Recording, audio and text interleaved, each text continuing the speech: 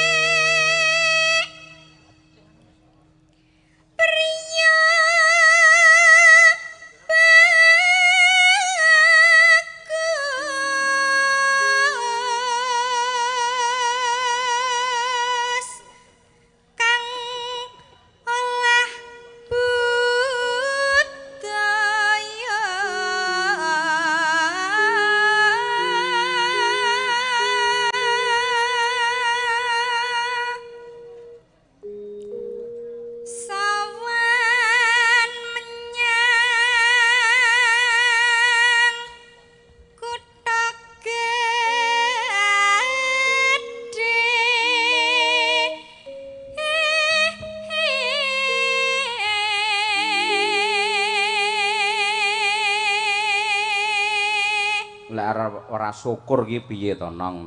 Delok to, sampe nembang Piyayi sakmene mbiyane kabeh nyawang sampeyan. Kuwi dadi energi yang sangat luar biasa. Urung sing ning YouTube ribuan penonton mirsani sampeyan. Mula lek dadi sinden aja sok sambat, dadi sinden kuno aja ngono. Diniati ini adalah pengabdian kepada nusa dan bangsa. Sinden ki apik, Bu Kesi mergo iso nyinden pernah keliling 5 benua di dunia. Lho kaya ngono kuwi. Sampeyan ya ngono, iso numpak pesawat, iso ragat kuliah lah mergo nyinden to. Lah iya, dadi sindene cucuk timbangane drep. Ayo. Nggih, Pak, siap. Pangestunipun nggih, Pak. Iya, tak mangestuni banyu mili grojokan, Pak. Ayo ngono kuwi.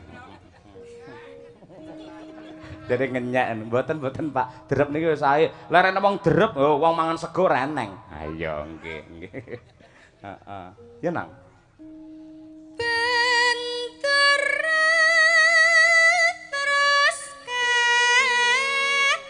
Yung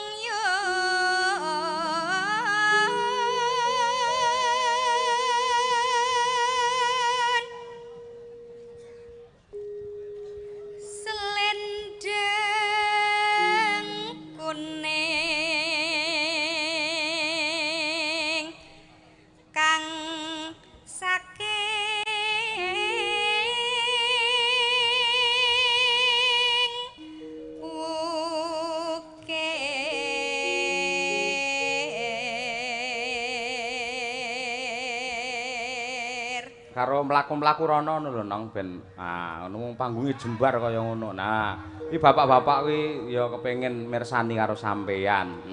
Ngapunten nggih Pak, kula teng mriki. Oh, lumayan kena nggih vitamin. Ayo. Malah vitamin mana. Ya, Nduk. Swara kurang permana ning wasis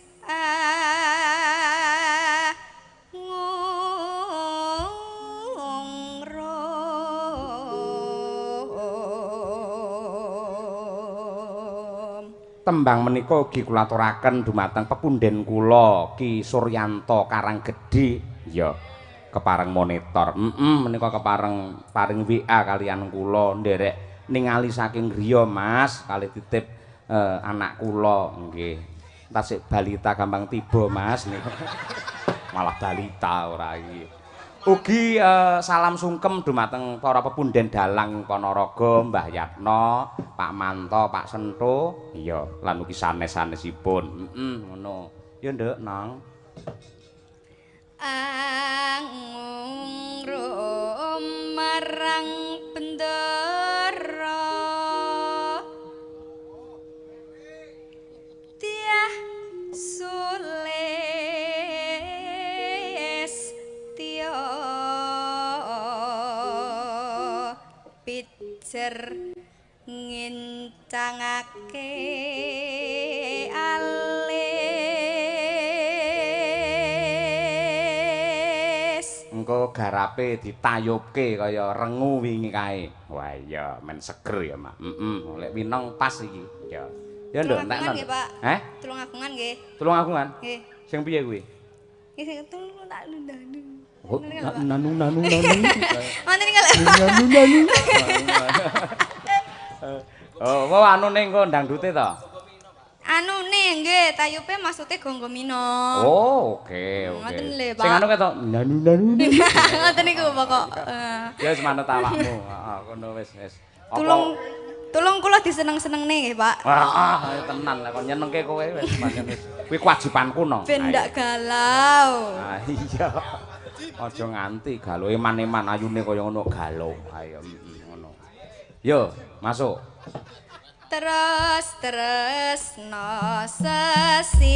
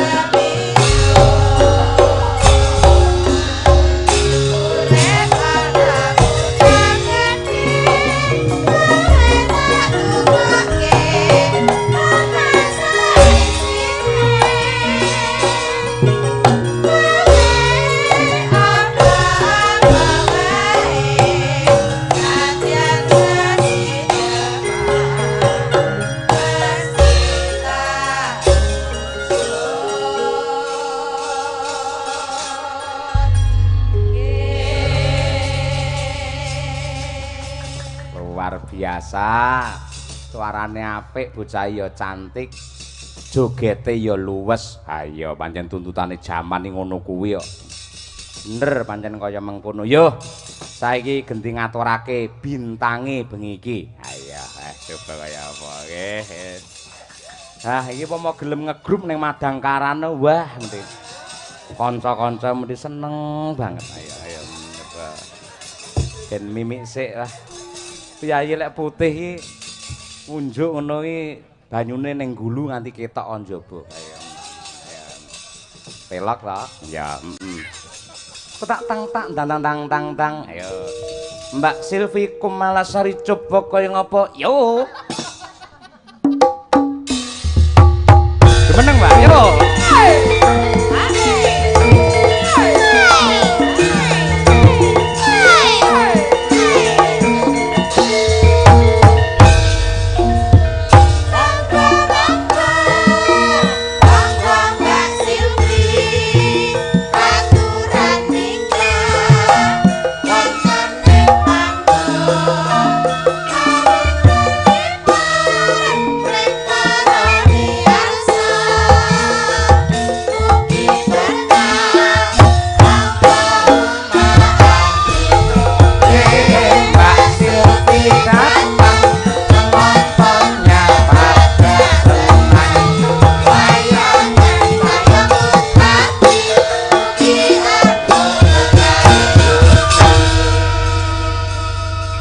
Jujur bloko suto blak kotang terus terang Mbak Silvi, aku adalah salah satu fan berate jenengan. Nah, timbane ngapusi kan iki jujur ngono kuwi, tenan. Lah kok sak kula lho jenengan ngefan kula enten apane lho kula, Pak? Loh, sampean iki aja merendah. Sampean iki nek merendah ngene kaya dene kae lho pari sing wis isi kae lho. Pari iki lek isi kan saya ndingkluk. Ning aku yang terus sampean malah ra ndingkluk malah saya ndangak aku. Ayo. Tegese pengen nyawang kaya apa budayane jenengan ngono lho. Panjenengan ngelem kula ngoten niku kula bingung lho. Lah ngapa kok bingung? Lah kedahe kula pripun teng mriki enten garwane jenengan lho Bu Kesi lho, Pak. Lek teng wayangan ngeten iki kula pun diliarne kalih Bu Kesi. Nggih. Liar Bu niki, Bu. Dek Silvi. Pripun? Tenang wae. Sampean ning panggung niki bebas mawon. Los. Ngoten. Tenan ngendikane Pak Cahyo. Lek ning panggung niki dhewe wis tak liarke tenan Dek. Los pokoke. Sampun dijinak nih ngoten. Malah padakne kewane dijinakke kok. Iya. Mungkin lek nek teng griya jinak ngoten nggih Bu nggih. Nggih, ngoten niku. Kula niku pertama kali nu seneng kali jenengan nembang ninggal katresnan. Walah niku kula suwet tali bentino. Kula niku ajeng bobok, mboten nyetel niku. Klisikan, mboten iso turu. Oh ngoten. Ajeng mangan niku to. Lihat mboten nyetel niku, keselak terus Mbak kula niku. Keselak. Nggih, tenan nggih. Estu. Ngoten nggih Pak. Lho jenenge napa niku kaprawasa dewaning budaya ngoten niku. Nggih. Mboten kok terus kula secara pribadi cinta kali panjenengan. Mboten mungkin. Mboten mungkin jenengan gelem kali kula. Ngoten niku lho. Mboten Eram. Eram ya Dek Silvi. Lho nggih lho Bu. Beh, tenan iki bojoku bengi iki jan ngirangi. Aja ngirangi, garangan ngono lho. Wis to. Iya. Kok iso tetek-teteke atine lho ngomong ngono nek bojone ning kono ngelem-ngelem wong wedok ya titen ana tekanmu tak sampluk parut lho. Nggih Bu, leres. Kula lene dados jenengan nggih ngoten Bu. Mangkel kula Bu, pun jenengan garap mengke. Mboten ngoten. Ngene lho Bu Kesi. Pripun? Mbak Silvi lagi pertama kali gabung di Madangkara gitu. Kita buat tamu ini nyaman dengan kita. Carane membuat nyaman harus kita digrapiaki, dihormati, dihargai ngono kuwi. Oh iya Dek Silvi, maafkan Bu Kesi ya Dek. Lah lek nganti upamane aku langsung kasar, Silvi opo kaya ngono? Rupane ayu, aku seneng ngono kan kleru gitu. Kleru to. Lah dilokne mesti kapok ora gelem melok awake dhewe ne lek dialembono supaya lebih dekat. Antara kita ngono kuwi ya. Ngono. Nggih, matur sembah nuwun Bapak nggih. Wah, aja bapak tuwek banget aku. Lah pripun, Om? Om. Nggih, ngoten nggih saged. Nggih, bener Bapak wau. Mergo niku tinggi rambu-rambu nggih bates nggih garis. Ayo. Kedah enten garise nggih Pak nggih. Nggih, ngoten niku. Nggih, matur sembah nuwun Bapak. Nggih. Monggo menyapa para lenggah nika monggo, Mbak. Nggih, saderengipun kula aturaken sugeng dalu kagem sedaya mawon para warga Melarak Ponorogo. Gontor. Gontor. Nggih. Gontor Ponorogo. Matur sembah nuwun rawuhipun Pak Bu ingkang sami tumplek blek dados tunggal teng mriki. Mugi-mugi panjenengan sedaya tansah manggih karahayon. Amin. Tumplek napa, Mbak? Tumplek blek. Ah iya, tumplek blek. Apa to tumplek blek iki? Dados tunggal wis dadi siji ngenten lho, Pak. Dadi siji ya. Niku nganu to, kata-katane Bu Kesi nika teng pas teng YouTube kula ningali lho kok apik. Kata-katane tumplek blek akhire tak contoh. Oh, alah nggih. Nyonto sing apik-apik mboten Lah napa-napa. nggih, sae to Pak niku. Sae ning Bu Kesi ngoten niku sing ngajari kula asline. Nggih, ngoten niku. Dadi lek jenengan kudune matur nuwun mboten kalih Bu Kesi ning kalih kula. Nggih. Nggih Pak, nggih. Nggih sami-sami. Alah mbuh aku iki. Aku iso bingung dhewe, iso bar apa ora wayangane kaya. Wes. Panitia le pinter golekne bintang tamu. Wes jan iso. Nggih, matur sembah nuwun ugi kagem panitia. Wis jan kompak Pak panitiane niki wau. Kompak nggih? Nggih. Lah kula niki wau ngepost enten ping kalih lho Punan. Ngepost ping kalih. Nggih. Lho entak tuntak ngoten. Mboten kula bidal saking hotel niku dipostne teng griyane Pak. Sinten mau, Mak? Mas Bowo. Nggih, teng riku kula ken maem. Nggih. Mas Pak Bowo matur sembah nuwun. Lah nika piyaine. Nggih, matur sembah nuwun. Mesti mau ngejak foto kalian jenengan mesti.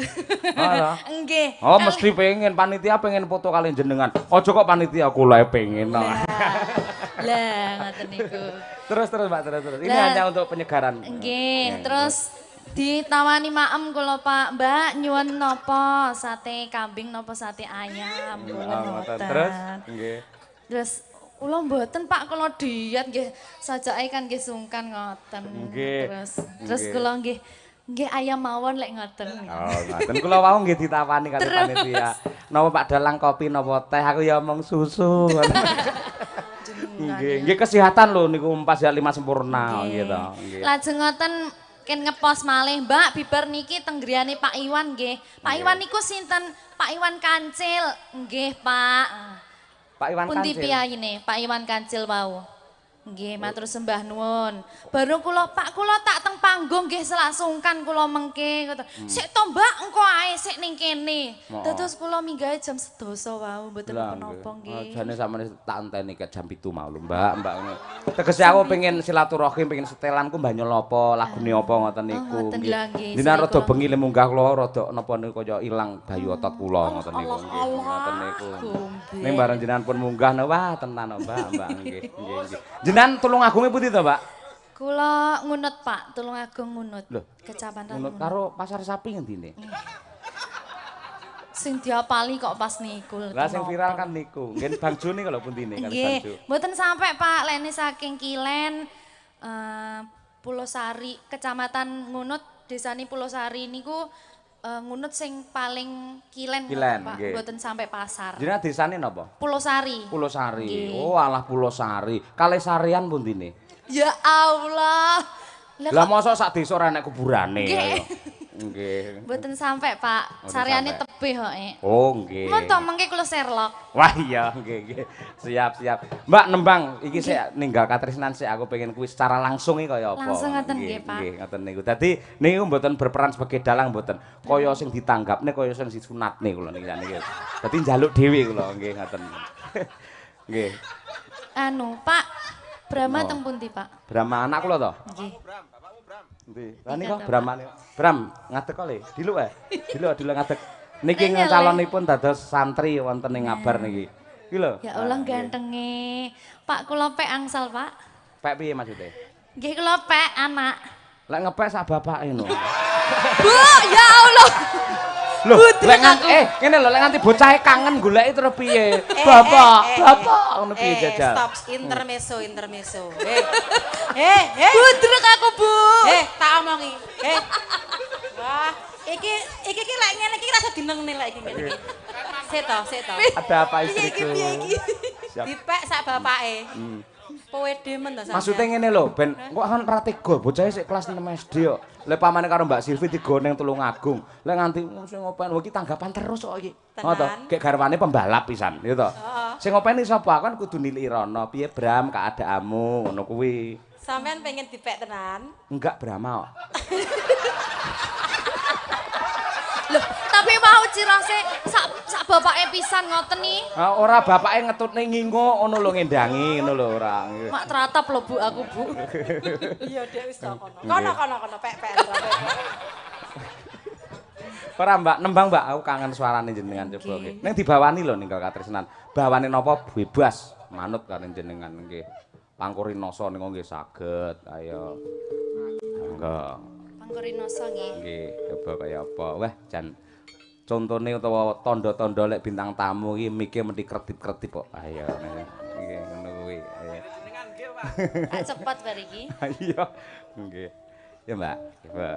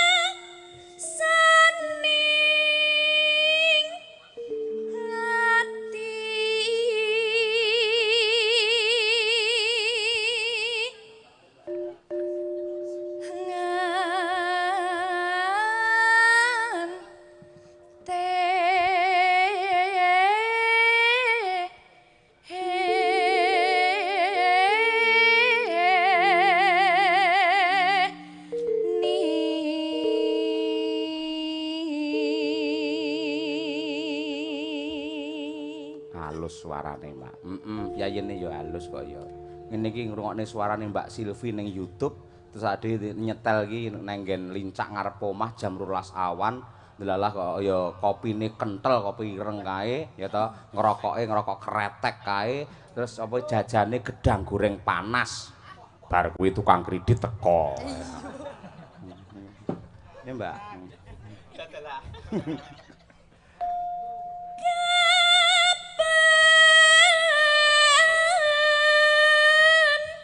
Sumanding si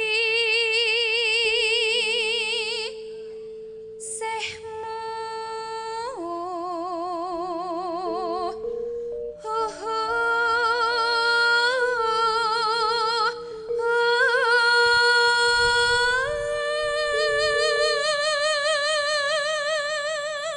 Nggih, wah jan Mbak Silvi nembang Pangkurinoso wedang jaene teko. Wah, jan pas iki. Mesti dikekne aku iki mesti nggih. jenengan pesen to niku wau. Pesen. Nggih, teng warung mriko. Nggih. Kula nggih jenengan pesene, Pak. Napa? Pesene. Purun napa pengen napa? Purun susu. Susu. Wale ora. Nggih. Saiki bloke ngene, Mbak. Bloke ngene. Sampeyan kok kono ya to karo nembang. Ha to, mlaku alon-alon ke arah sini. Nyapa, Mas? Aku sih omong karo sinden kaya Pak, monggo Pak ngono. Nggih, matur nuwun ya Mas ya.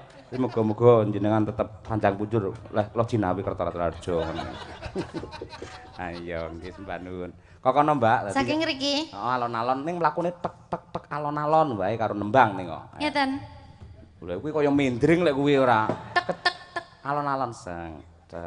Ngono. Heeh. Kaya biasane, heeh. Biasane kula ngeten, Nak. Lah, aja kuwi kaya dioyak kredit lek kuwi ora kecepeten. Ya. Iya.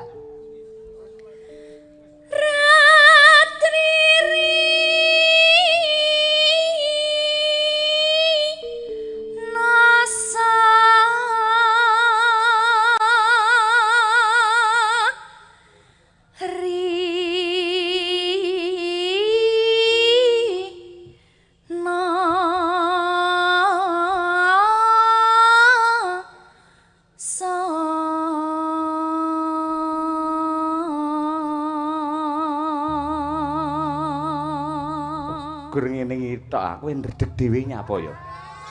Rumangsane kaya arep marani aku ngono modele. Kumat. Ayo aku nyapu to iso ndredeg ayo. Ayo. Ya, Mbak. Yen wasrina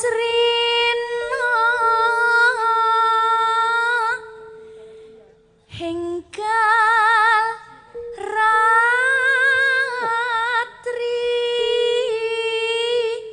kang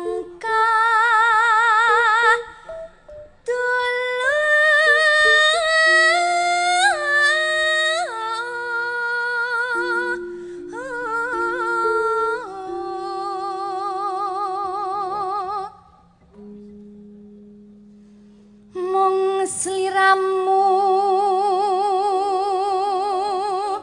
Duh, mati aku. tanah liya Bukesi lek sir pipis ora apa-apa lho. Bu Lurah, Bu Novi, Bu. Kula mengke mboten mantuk teng Solo, kula tak teng dalem jenengan mawon nggih, nggih. Kula teng dalem jenengan, kula mangopeni, mangingoni, kula sego pecel mawon kula nuwun. Kula wah mulai teng Solo, Bu. Lah sing ngancani aku ning Solo sapa Bukesi ngawut ae ora. Ngoten niku ora. Iso jantungku kuwi arep ceblok no Mbak nyapa. Iki jar sujar mulai ceblok jupun lho jantungku jar. Ayo. Ayo. tak tresnani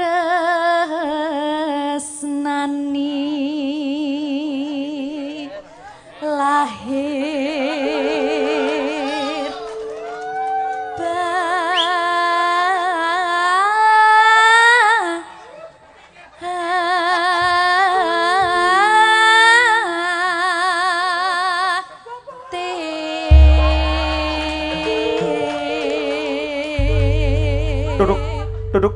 Duduk. Nimas Pandara wong ayu sing kaya godhong tunjung netrane. pripun Kang Mas? Lumaing jagat kureping langit. Ya mung kowe sing bisa ngrengga tumraping sanubari. Nadyan rembulan kae endah. Ndi lho, Pak? Tarup ya kae ya. Terap lho, Pak. Rembulan kae endah, lintang uga gumedhyar. Aku dadi mban yo ora apa-apa. Mula tak nyinden, mbane nyinden. Endahe rembulan lan uga lintang kae sor prabawa kelawan citramu wong ayu. Allah, keren. Ketoprak opret iki to ora. Monggo Ndara Putri Ayu. Ngersakaken menapa Gusti Putri? Munjo gelas sing apik itu to, Cah. Yayi Sri Huning, Monggo Gusti Putri. kowe garwaku Yayi Sri Huning yen kae Srigala. Ya Allah, Pak kok mboten niku lho jenenge. Mboten napa-napa Gusti Putri. Kula menika pancen nggih wanita Rainaga. Mboten. Nggih. Tetep Ben Ndara napa Gusti kula niku ben krenan atine. Kan pinanggih kalih piyayi cantik kados panjenengan niku teng griya mboten nate ngertos piyayi ayu lho Gusti Putri. kula iki gampang gumun. Aja kok wong wedok ayu. Kula ngerti wedhus ayu kula uyak pundi-pundi ngoten niku. Monggo dipunlajengaken Gusti Putri Ndara. Kula tak lenggah malih. Bu Lurah, kula mengke mboten angsal, Bu. Pak kula wedi lho, Pak. Kok ora santai. Duduk. Oh. Nggih, kula susu ya wedi, Mbak. Mas sama aku ora wedi wong aku ya orang beriman kok nggih. Inilah kebutuhan panggung gitu, ben menghibur warga masyarakat Penggontor. Yang terhibur penggalihe otomatis kan padang to, pikire padang nyambut gaene semangat, yang nyambut gawe semangat otomatis penghasilane rezekine melimpah ruah. Itu tujuan kita untuk masyarakat ing Gontor mriki ngoten niku. Alhamdulillah. Jenengan nggih remen to? Napa? Kula teng mriki. Remen ning aja suwe-suwe. Suwe-suwe iki lho sawangen. Budrek aku Pak Yohan, Pak. Wah, tembunge Tulungagung iki budrek ayo. Nembang nggih, Pak. Heeh, mosok yaine arep nyopet sampean ora ya. Nembang no nggih. Ninggal katresnan ngene, Mbak. Pertama langgam sik, yang kedua engko dijaranke. Nggih. Ya coba kaya apa iki? Asline kaya apa? Nggih. Enggak, ojo iki alusan kok nggih. Monggo nggih, Mbak Silvi Kumalasari. Oke. Yuk. Nangis Kok kaya ngopo wong ayu.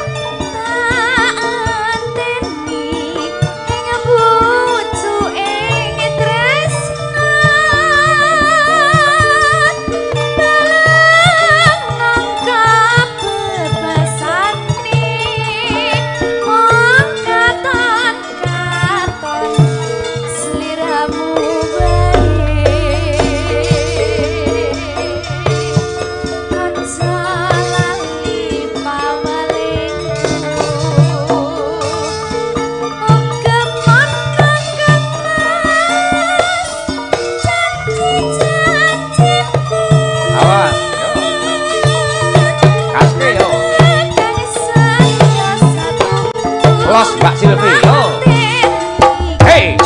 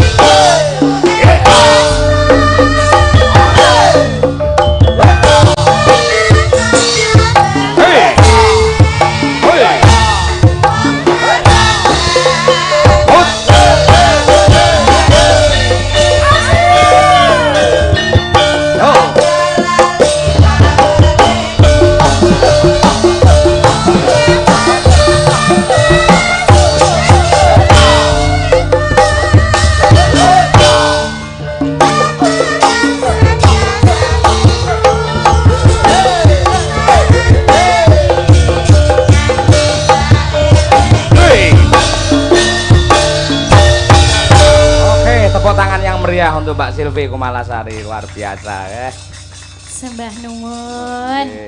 Sampun. Sampeyan nyuara ora ngoyo, njoget ya ora ngoyo, modele kaya semu iya semu ora ngono lho. Ning parandene walah tenan sangat menghibur, daya tarik jenengane luar biasa tenan. Matur sembah nuwun. Nggih. Niki mung limbukan napa nganti gara-gara jenengan mangke? Mungkin namung sampai limbukan Pak, ngapunten. Cilaka. Lah ten napa? Wah, jan wis Ngapunten. ilang otot bayuku. Mengke kula langsung tindak teng pati. Oh, tindak. Oh, Anu. Napa? Bidal. Bidal, Pak. Oh, teng pati. Bidal Dadi lek teng awake dhewe ampun ditindakke. Nggih, ngapunten. Lek pengen sinau basa mangke mang WA kula niki sing bener napa, Pak? Ngoten niku. Parane panggah ngoten niku lho, Bu. Kene Dek ora apa-apa ben seneng atine, sabahagiane. Nggih. Mboten wong niate niki menghibur warga masyarakat kok ya. Nggih, ngoten niku, nggih. Sik, niki kanca-kanca sudah mempersiapkan untuk kehadiran jenenganipun nggarap selindang biru niku pun. Kedek terus mak Niku mboten sing anyar niki lho. kaget. Niku pun garap, kitir semilir pun garap. Nggih. Lamunan pun garap. Wis, terus Napa apa malih? nek Lestari pun garap. Lestari sak album, Pak. Nggih. Nyetel kaset lho Pak lakah keh. Ora, maksudnya jenengan pilih sing endi ngono lho. Nggih. Ngersakne jenengan napa? Jenengan ngersakne napa? Aku lho. Nggih. Aku malah bingung dhewe kok.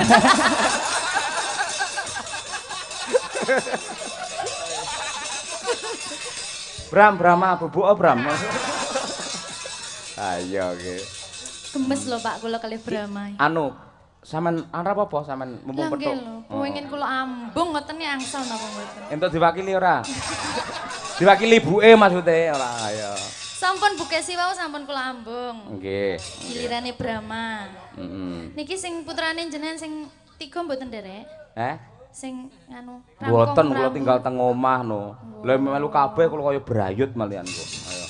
Nggih siji tok niki mergo badhe kula sowanke pondok. Oh ngoten. Nggih, cobiane sik kitir sumilir sik, Mbak. Ayo Pak. kitir sumilir. Kowe garapane manut kalih kanca-kanca nggih. Nggih.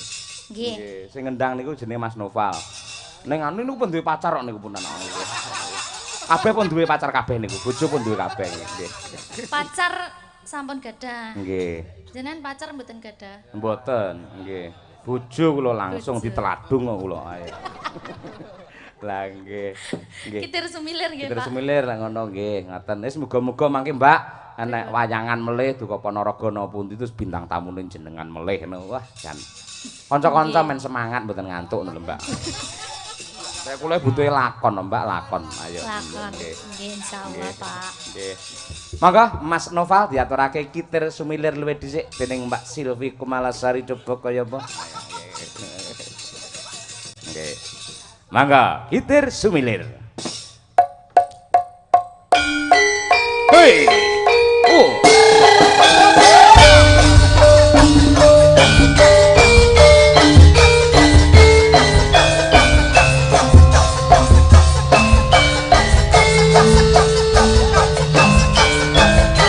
Bebas Pak, los. Enek sekopi, Pak.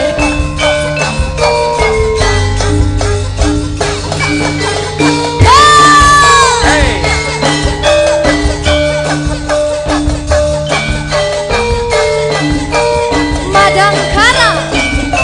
New Madangkara.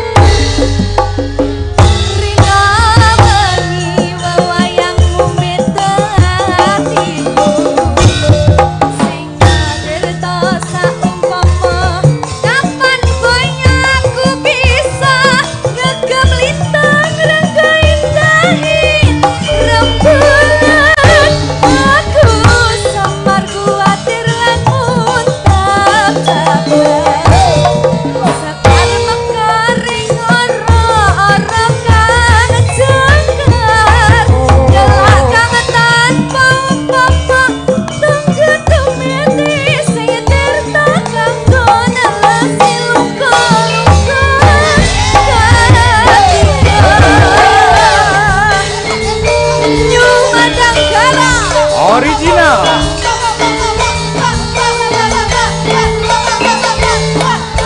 Sukses untuk warga masyarakat Kotor. Bisa bersinar bersih narkoba.